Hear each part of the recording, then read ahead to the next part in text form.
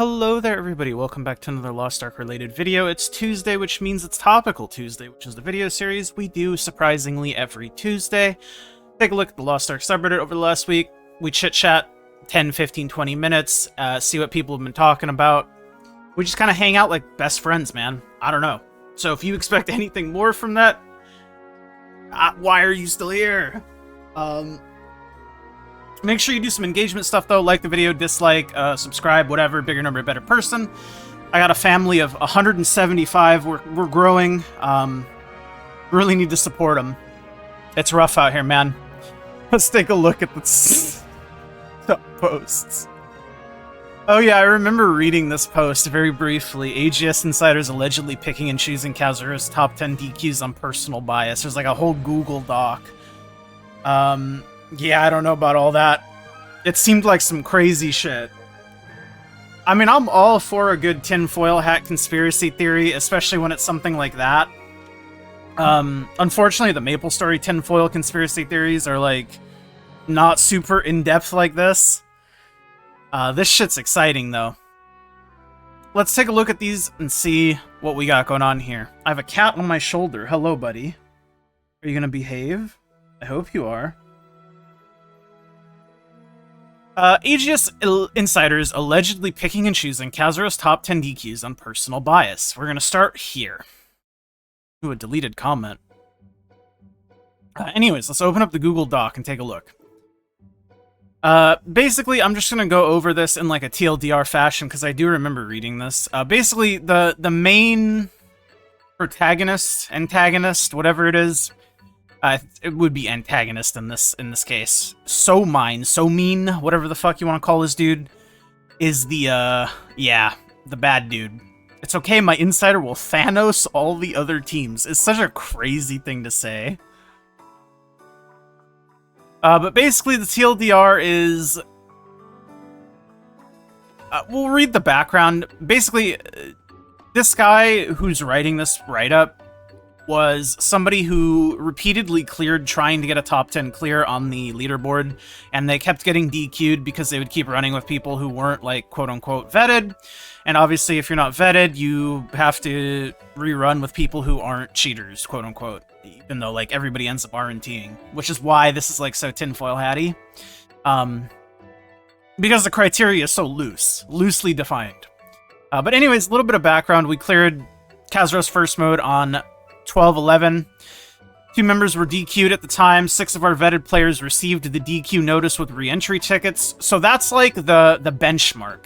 If you clear and you get a DQ notice, the people who are legit get re-entry tickets, quote-unquote legit. 4 of them being the Mikey, Chizio, Tuna Nagiri, and Opika. Other 2 members decided not to re-root for a re-clear. Receiving a DQ notice with a re-entry ticket technically implies you are clean and good to try again for a placement, right? The very next day, we decided to re-clear again on the evening 12-12. We had to find 4 more people to race with. We picked up Esoterism, who's a re-clear with a Bisslord title, blah, blah, blah. He also received a re-entry ticket. He previously cleared with another group on 12-11, but they were also DQ'd. We picked up Curie as a pug, not a re-clear, but was clean after being vetted. Blah, blah, blah. Basically, they clear again. We waited, received nothing in our in-game mail for the next 2 days. Thought it was a good sign, because generally from previous experiences, you get DQ mail pretty much instantly following the clear. Weirdly enough, Opika received an ineligible notice in his mail on 12-14, stating his account was not eligible. Given he's a re-clear, given he is a re-clear, by the way, and was issued a re-entry ticket. 1 hour later, after that mail, received another in-game mail for AGS, but it was an apology mail stating to please disregard the ineligible statement. Meanwhile, at the time, 2 teammates got DQ letters, Nub Mikey and Tuna Nagiri, on the night of 12-14, but 5 of the other teammates did not receive any notice or letter of any kind. Next day, 12-15, the rest of the members received the DQ notice except for Esoterism. Esoterism received an ineligibility notice despite him being a re-clear. This did not make any sense. What is extremely suspect of this situation is that Esoterism not only maintains he's 100% clean, but he also had previously been vetted through another group clear for which he got the re-entry ticket for as well before joining our group.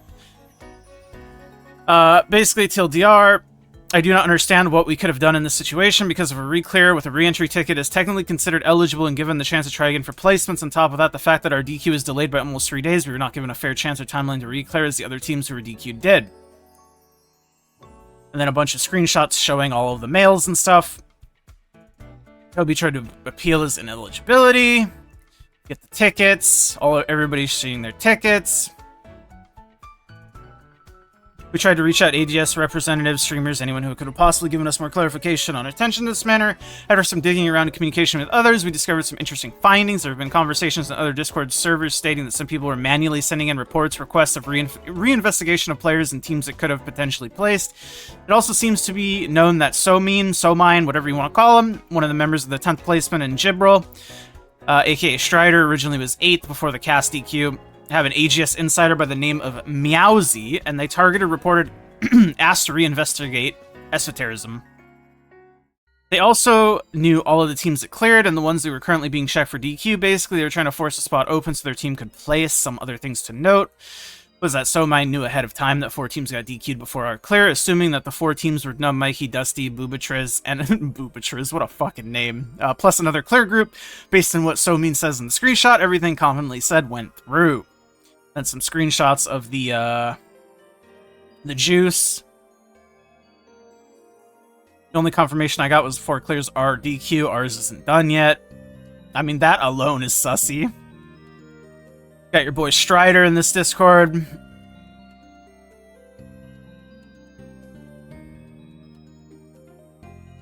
Like I said, again, if you guys want to look at these screenshots, I mean, I'm sure you guys have already seen this. This is like the hottest drama in a while on this shit. Like, this is like juicy popcorn eating drama.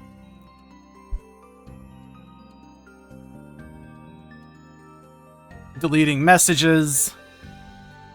SoMine did not deny the fact that he was in contact with Meowsy. We know Meowsy's 100% a real person.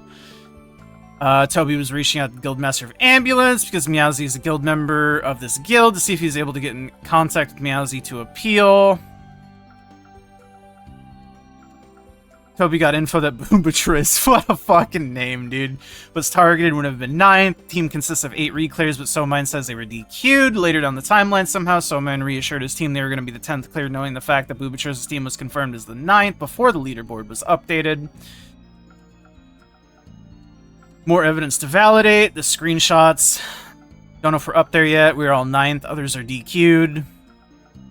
Maybe don't say anything till it's updated. Can't be any more kosher about it, so to squeak. But basically, here's the TLDR. The TLDR. I mean, I'm already giving you the Cliff Notes version, but there's a lot of juicy drama here. Last placements of Kazeros to first mode were handled very poorly on the basis of these clear contentions, false accusations via mass reporting, and internal collusion, early vetting, pre-vetting for certain players to avoid DQ re-entry delay, intentional delayed vetting and withholding re-entry tickets, sharing info not available to the public to specific teams to create advantages, favoritism to target teams of earlier clears to create a position for specific teams. Important takeaways: who is the SoMine person? Why does he have connections with this other person named Meowsy? Bro, who's Meowsy? How was SoMine able to confirm that 4 teams were DQ'd right after SoMine's group cleared? How did he know that his group was Kazeros the 10th before leaderboards got updated?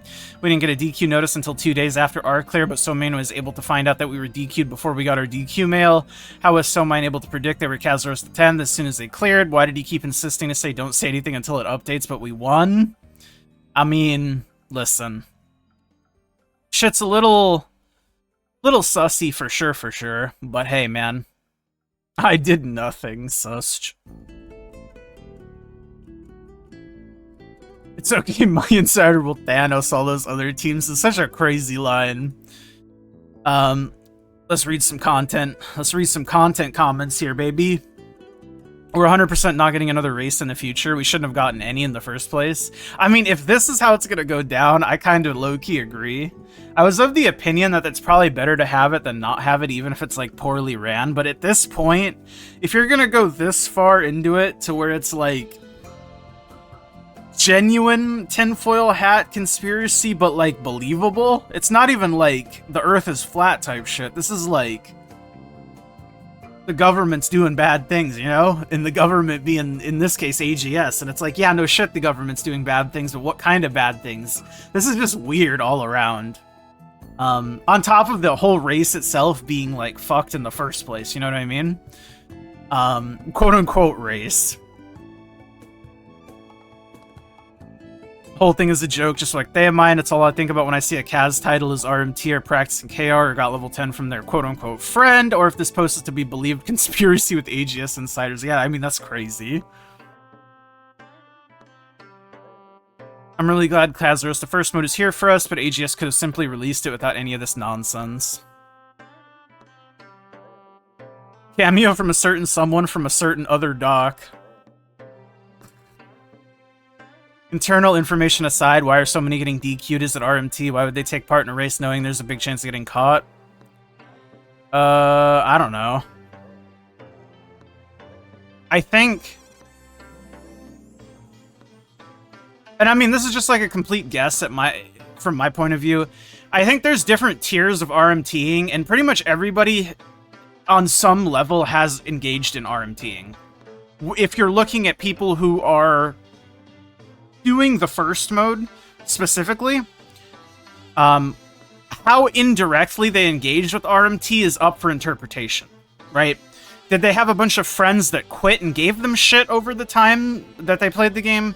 Did they directly buy gold? Did they directly buy things from quitting friends? Did they directly buy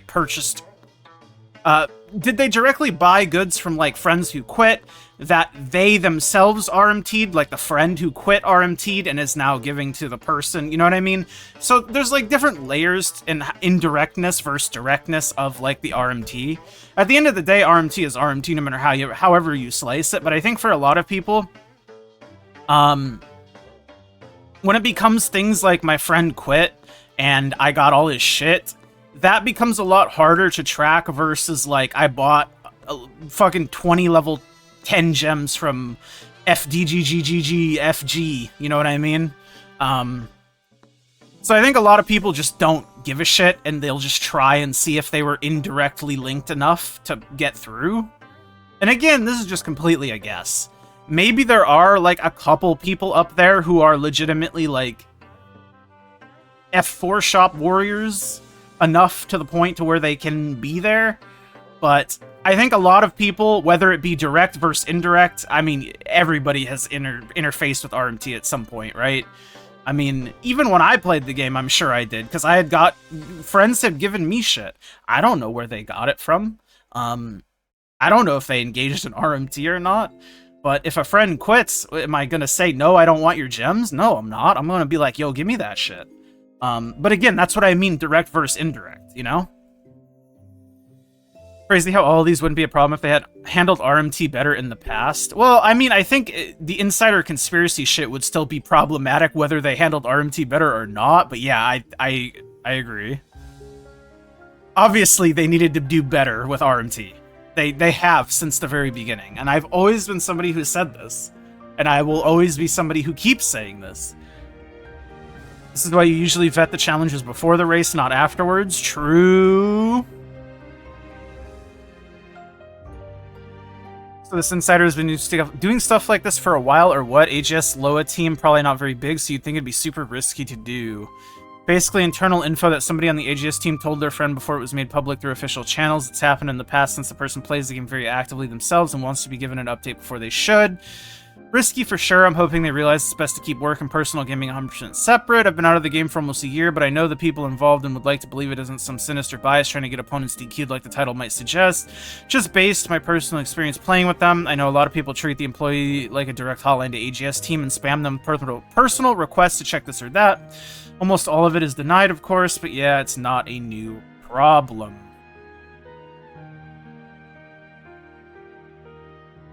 Yeah, I mean, it's fucked up no matter how you slice it. And that's what I mean. Like, this is, like, believable enough. It's a conspiracy that's believable. And those are always the most fun popcorn eating. AGS, what are we doing? Balance patches are some of the most requested to come over for us because of drastic changes to QOL. China is getting both balance patches next week. Keep in mind they don't even have Art Grid and are 2 raids behind. Are we really treating balance patches like content when they should be the highest priority to be ported over? Outside of the most recent Korea balance patches, we still don't have the October one, which is massive for a lot of classes such as Gunlancer, Breaker, and Artist at the top of my head. Rest of the patch is a W, but nothing being communicated about balance patches and being behind 2 pretty big ones is an L. You know, it's always good to see that some things just never change when it comes to gaming companies in general, and especially like Korean gaming companies. The communication just never exists, ever. And I say Korean gaming companies, but like I also previously mentioned right before that, just gaming companies in general. Communication is so fucking bad. You see the exact same parallel in MapleStory. You'll have the big press release from the company where it's like, oh, we promise better transparency going forward. We'll do this and that, this and that. Maybe it gets a little bit better for a little bit, and then it just goes back to radio silence. It sucks, but it's expected. I don't know. It's easier to say nothing than it is to constantly try to figure out ways to be able to say words, since I'm sure there's levels of PR shit you have to go through in order to get something like authorized to be posted. It's just unfortunate because it's very not player friendly and it's very company driven, which it doesn't surprise me. Obviously, profits first and all that for these fucking gaming companies. It's just how society works, for better or for worse. Mostly for worse, because it affects the consumer mostly. But yeah, it sucks. Some cores are completely unusable without their reworks. Having to wait another month or 2 before my class is even functional is saddening. No balance patch in this patch is completely insane. 100% agree, such a massive L, not including any balance or QOL changes. Now my only hope is at least give it to us in January. Won't make us wait until February, even later. 100% considering the classes are possibly the most interesting thing in the game. By waiting months to release the patches, you just kill all the hype for the changes. I've been banging this drum since the start. Need to work something out and fast. Am I tripping, or did Rock say expect to be surprised or something like that in the Eye of Arcasia? What by, may I ask? The surprise was the friends we made along the way. I mean, it's good to see that some things never change. I mean, fucking Seaway, my friend that I play Maple now with, mostly quit waiting for the original, like, Glavier balance patch. I'm sure it was a balance patch with a bunch of other shit, but I know it was the patch that, like, bigly buffed Glavier. And his alt was Glavier, and he was, like, waiting for it, and then we didn't get it, so then he just ended up quitting the game, just randomly off of that. It's funny, but it's a tale as old as time. The balance patches and the base builds. I believe the base build stuff, but it doesn't make it right. Like, they should figure something better out, which is what people are saying, and I completely agree. But yeah. My guess, Smilegate is intentionally delaying the balance patch to North America. TLDR, Smilegate is deliberately structuring updates so that NAEU DPS data is never meaningful for Korea. If NAEU does not have both, 1, the latest raid content, and 2, the latest balance patch, then its DPS data is by definition outdated. Smilegate consistently ensures that at least one of these 2 conditions is always missing in NAEU, which guarantees that NAEU DPS data can never represent the balance state that Korea is actually playing. As a result, NAEU may generate accurate numbers, but those numbers are always obsolete in the context it matters for balance decisions. Why would Smilegate do this? The reason behind the structure, in my opinion, is simple. Smilegate needs to prevent Korea players from having precise knowledge of class balance. Not zero knowledge, but never hard, irrefutable data. In Korea, even extremely experienced players, including streamers who play 10 plus hours a day and have extensive raid experience, can only produce approximate tier lists. Those tier lists are subjective, experience-based, and always debatable. The ambiguity is intentional and useful. It keeps the Korea community in a state where balance discussions remain unstable but containable. For every balance complaint, there will always be white knights saying the class is actually fine, you're just playing it badly, and that because there is no large-scale data, the argument can never be decisively disproven. NAEU breaks this ambiguity completely because of the log. I'm just going to paraphrase this because of logs, meters, all that stuff, and the data aggregate sites we have, like OO. When there's no room for ambiguity. Sorry, my cat is fucking... Hello? You good, man? My cat, he's a silly guy. He's rolling around. There's no room for ambiguity, and that is exactly what KR balance designers are most afraid of. Why this matters more in Korea than in EU. Korea culture is fundamentally different. Most Korea players invest heavily into a single main character, emotionally and financially commit to the character long term. They don't want to be told clearly and objectively their main is weak. I mean, I don't know about all this, like this psychological breakdown. I feel like that's a bit much, but I think for every person who wants to play the flavor of the month, there's another person who wants to play the intentionally weak, like, classes or characters in games. But yeah, I don't know about all that. Why the NAE balance patches are delayed. It also explains why they're delayed and why they only come when they get a new content state in Korea. And then it's basically just restating all the same stuff again. I love me a well-thought-out conspiracy theory. Honestly, I could not have said it better myself. XX Memelord 420. XX Memelord 420 always dropping the realest shit I've ever read. And that's on some on-God shit. Yeah, I don't know.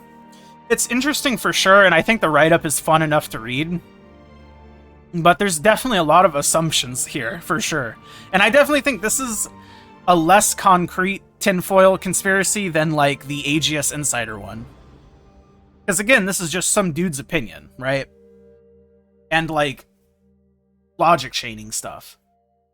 The AGS Insider one had kind of, like, some suspicious shit and, like, multiple instances of, like, proof of, like, things being weird. Conspiracy theories are always fun, though. The amount of ketchup in the game is now actually cracked. Lost Ark is moving in the right direction. Take into consideration we're 4 months away from the next normal raid, Shadow Raid 4-man 1710 item level. We can get the following through grinding, Power Pass, Makoko Express Solo Raid, and Solo Shop Gold Shop. Completed, meaning ready for latest normal raid. Free Power Pass to 1640. Completed Elixir Transcendence. Well, yeah, they got removed. Completed level 7 gems. Completed legendary books. I mean, I don't know if I'd call completed books relevant when they're legendary books, right? But I mean, I guess it's something. But legendary books are free, right? I mean, they've been free. But yes, it is still something for sure. The LOS Lost One Cliff is big for sure, for sure. Completed Bracer, decent before you roll a skill brace. Completed accessories, high percent, low flats. Completed Arc Passive Karma. Completed Advanced plus 20 Honing and access to plus 40. No catch up from plus 20. Minus 10 item levels from the latest raid and the upcoming raid. Access to the latest progression system, Art Grid. You can actually return/start the game and not be absolutely gutted and behind in 10 different systems and multiple raid progression systems due to solo raids lagging multiple raids behind. If you return start today, you're pretty much guaranteed to be ready for the next normal raid when it comes out. Yeah. I think this is fair, you know? I think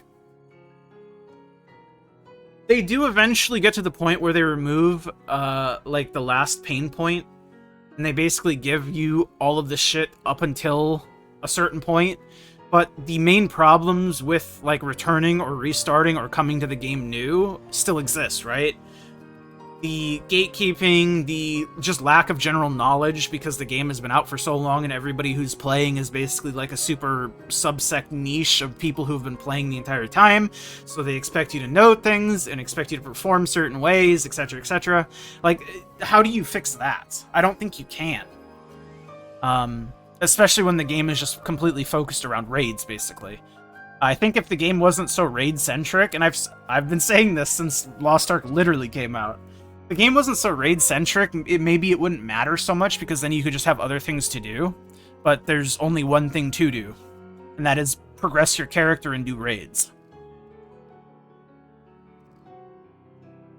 Indeed, the patch is decent for returners, and that's really great, even more when you consider the next incoming event for the Dragon Lady. I hope it will convince people and reach people that took a break to come back in Arcasia. I like this first comment. So do you not get gatekept anymore like before, even if you're decently geared? I remember getting gatekept on roster level cards, etc., so I just ended up uninstalling.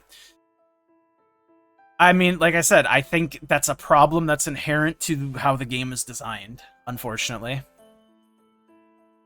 Not only that, when you hit 1680, all normal raids are easier than before. Players CP higher, no Elixir Transcendence change, free nodes. On top of that, you can learn them in solo mode. CP will be higher when Elixirs from Brel solo. Now remember, you have Paradise 2. Each week you get the free boost. I'm returning player myself since Valk release. I'm happy like a kid that got Lego Fro Christmas. Damn, bro. I wish I got Lego Fro Christmas. Do they give Light of Salvation 30? Yeah, they do. They do. They do. Veterans shilling the current state of the game is great while they pumped 4K hours with their 6, 17, 10 plus characters in parallel. They gatekeep trivial NM raids until they need a Makoko reward. Then one Makoko carry is allowed because you guys get paid for it, basically bribed by the devs XD. Completed books, yeah, wow, legendary books. Yeah, I mean, I pointed that out too. That's not really a thing. Like, it's nice to have, but it's not worth pointing out.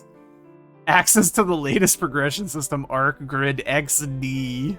Do you even play the game? Normal mode just drops trash cores. In what ways that access keeps shilling the new player experience? Go for it. This has been done before 2 years ago.